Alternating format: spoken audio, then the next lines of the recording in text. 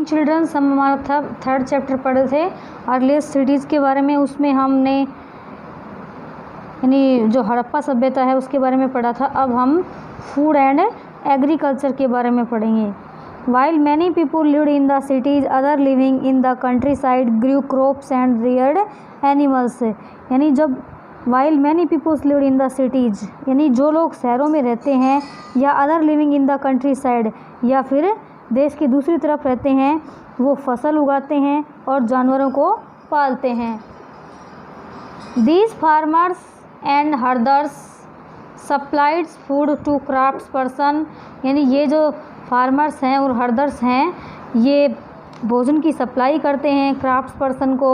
Scribes and rulers in the cities, यानी शहर के अंदर। We now from remains of plant that the Harappan grew wheat, barley, pulses, peas, rice, sesame, linseed and mustard. यानी कि we now from the remains of plants, यानी हड़प्पा सभ्यता के अंदर जो पौधों के अवशिष्ट भाग बचे हुए हैं, उनसे हमें यह पता चलता है कि जो हड़प्पा सभ्यता के लोग हैं वो चावल, गेहूँ, दालें, मटर और सीसम वगैरह है और सरसों हैं, ये सब उगाते थे।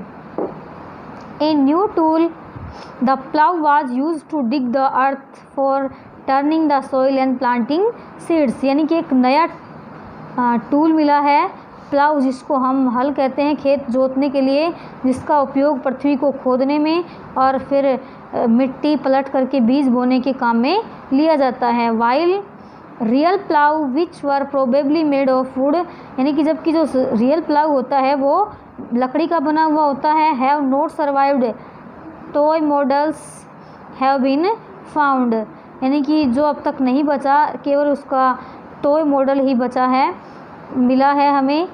As this region does not receive heavy rainfall, यानी इस क्षेत्र के अंदर अधिक वर्षा नहीं हुई।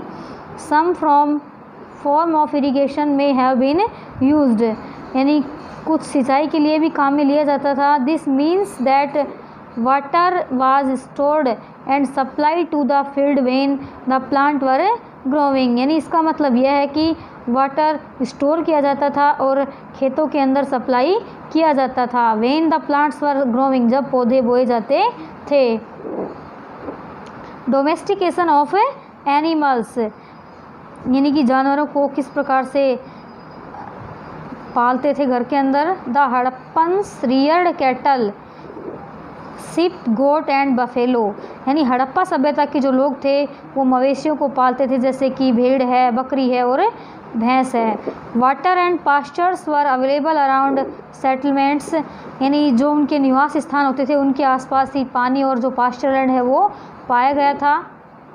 However in the dry summer months large herds of animals were probably taken to greater distance in search of grass and water, यानी कि गर्मियों के महीने में जो बड़े बड़े समूह होते थे, जानवरों के झुंड होते थे, वो सामान्यतया दूसरे जो स्थान हैं उनमें भोजन और पानी की तलाश, यानी ग्रास और वाटर, घास और पानी की तलाश में दूसरे स्थानों पर चले जाते थे। They also collected fruits like बेर, caught fish and hunted wild animals like antelope, यानी वो विभिन्न प्रकार के फल जैसे बेर है उनको इकट्ठा करते थे, मछलियों को इकट्ठा करते थे। हंटेड वाइल्ड एनिमल्स, और जंगली जानवर जैसे कि एंटीलोप से इनका शिकार करते थे। Decline of the Harappan civilisation, यानी हड़प्पा सभ्यता का पतन।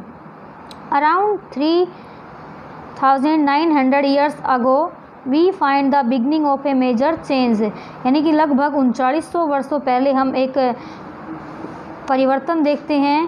People stopped living in many of the cities, यानी लोगों ने शहरों के अंदर रहना बंद कर दिया है। Writing, seals and weights were no longer used, यानी लेखन कला है या मोहर है या फिर वेट्स हैं, इनका उपयोग लंबे समय से नहीं कर रहे। Raw materials brought from long distances became rare, यानी कि लोग जो कच्चा माल लंबी दूरियों से लाते थे वो भी अब कम हो गई हैं। In Mohenjodaro we find the garbage piled up on the streets, the drainage system broke down and new less impressive houses were built even other over the streets. यानी मोहनजोदाड़ो के अंदर हम देखते हैं कि जो स्ट्रीट्स हैं, गलियां हैं, उनमें गार्बेज के लिए ड्रेनेज सिस्टम बनाया गया था, वो भी तोड़ दिया गया है। And new less impressive houses, और बहुत ही कम इम्प्रेस करने वाले घर बनाए गए हैं, even over the it's streets, गलियों में। Why did all this happen, यह सब कैसे हुआ। वी आर नॉट श्योर, हम निश्चित नहीं हैं। Some scholar suggest that the river dried up, यानी कुछ विद्वान ऐसा मानते हैं कि नदियाँ सूख गई होंगी। Other suggest that there was deforestation, कुछ जो विद्वान हैं ये सलाह देते हैं कि शायद डिफोरेस्टेशन के कारण ऐसा हुआ है, मरुस्थलीकरण के कारण या वनों की कटाई के कारण ऐसा हुआ है। This could have happened because fuel was required for baking bricks and for smelting copper ores besides. This could happened, यानी कि ऐसा इसलिए घटित हुआ है क्योंकि इसके लिए ईंधन की आवश्यकता थी, ईंटें पकाने के लिए, फॉर स्मेल्टिंग कॉपर, और जो कॉपर ऐस का धातु है उसको गलाने के लिए। बिसाइड्स, इसके अलावा grazing by large herds of cattle, sheep and goat may have destroy the green cover, यानी बकरियां और जो भेड़ें हैं वो हमारी पृथ्वी की हरियाली है उसको नष्ट कर देती हैं, और जो कैटल्स का एक बड़ा सा झुंड है उसकी ओवर ग्रेजिंग के कारण ऐसा हुआ है। इन सम एरियाज, कुछ क्षेत्रों में, देयर वर फ्लड्स, यानी बाढ़ के कारण। But none of these reasons can explain the end of all the cities, लेकिन कुछ ये जो रीज़न हैं ये हमारी जो सिटीज़ हैं उनके एंड के बारे में कुछ नहीं बता सकते।